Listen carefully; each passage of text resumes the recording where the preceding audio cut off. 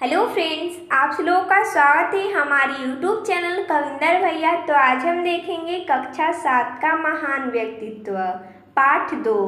पाठ का नाम है वैदिक कालीन नारियाँ। तो देखिए दोस्तों, हम इस पाठ का सारांश देखेंगे। तो चलिए स्टार्ट करते हैं। दिया गया है गार्गी के बारे में। हमारे देश में ज्ञान विज्ञान, त्याग तपस्या, साहस और बलिदान के उदाहरण प्रस्तुत करने वाली अनेक महिलाओं ने जन्म लिया है। ऐसी ही नारी गार्गी थी जो अत्यंत शिक्षित विदुषी महिला थी। यानी कि हमारे देश में बहुत सारी महिलाएं हैं जो त्याग तपस्या की हैं, बलिदान दी हैं।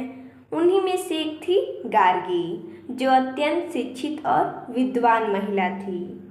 एक बार राजा जनक ने यज्ञ किया। उन्होंने घोषणा की कि सबसे महान विद्वान मेरी गौशाला की 1000 गाय ले जाए।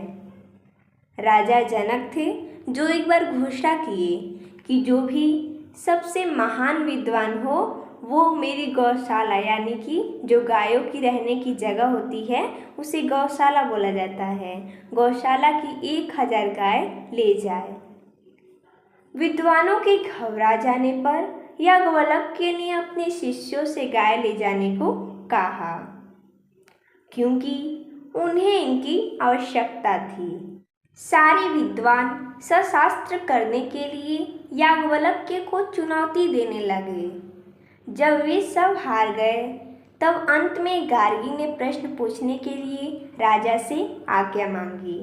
यानी कि सभी विद्वान याज्ञवल्क्य से प्रश्न किए, उनको चुनौती देने लगे। जब वे सब हार गए तो अंत में गार्गी ने प्रश्न किया।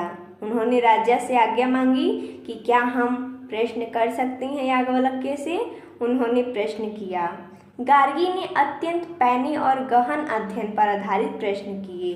पैने मीन्स होता है सोच समझकर, गहन अध्ययन करके। सब प्रश्नों का यथोचित उत्तर देने के बाद अंततः एक प्रश्न ऐसा आया जिसका याज्ञवल्क्य उत्तर न दे सके।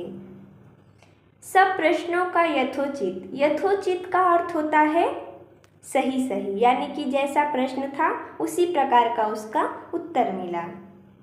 लेकिन बाद में एक ऐसा प्रश्न आया जिसका याज्ञवल्क्य ने उत्तर नहीं दिया या वो दे नहीं पाए और चुप हो गए।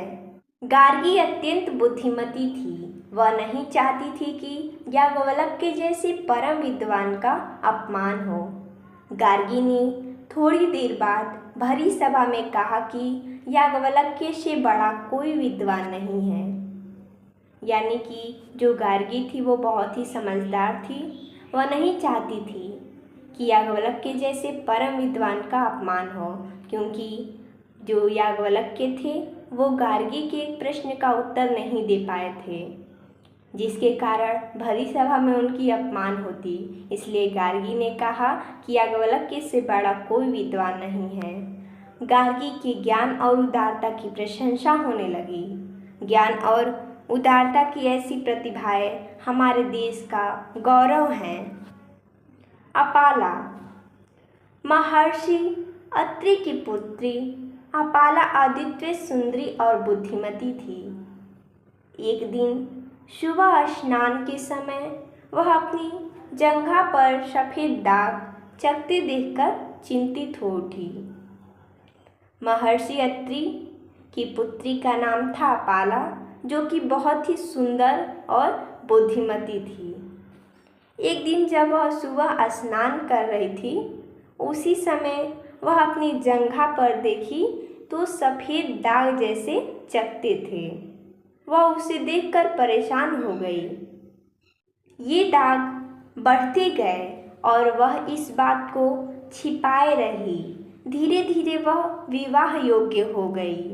एक दिन वेदों के ज्ञाता विद्वान कृशस्व अत्रि के अतिथि रूप में आए।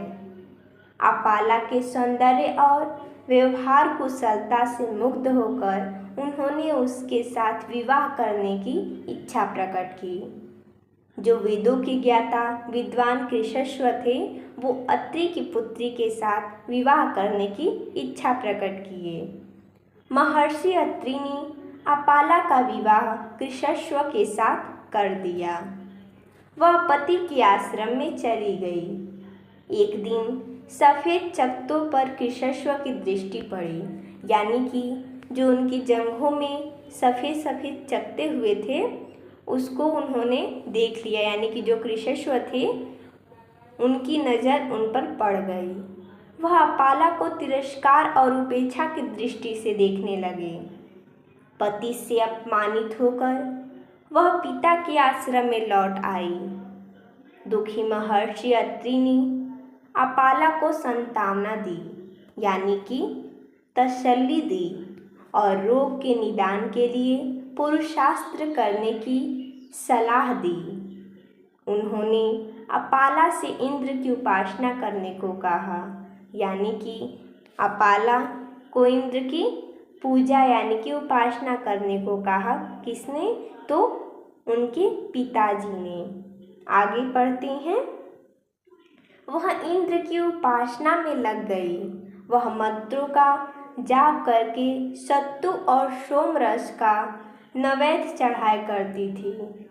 अपाला के प्रेम और भक्ति से इंद्र गदगद हो उठे, यानी कि जो अपाला थी वो इंद्र की उपासना करने लगी, मंत्रों का जाप करने लगी।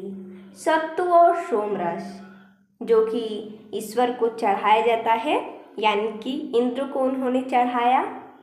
अपाला के प्रेम और भक्ति से इंद्र गदगद हो उठे, यानी कि प्रसन्न हो गए अपाला के प्रेम और भक्ति से।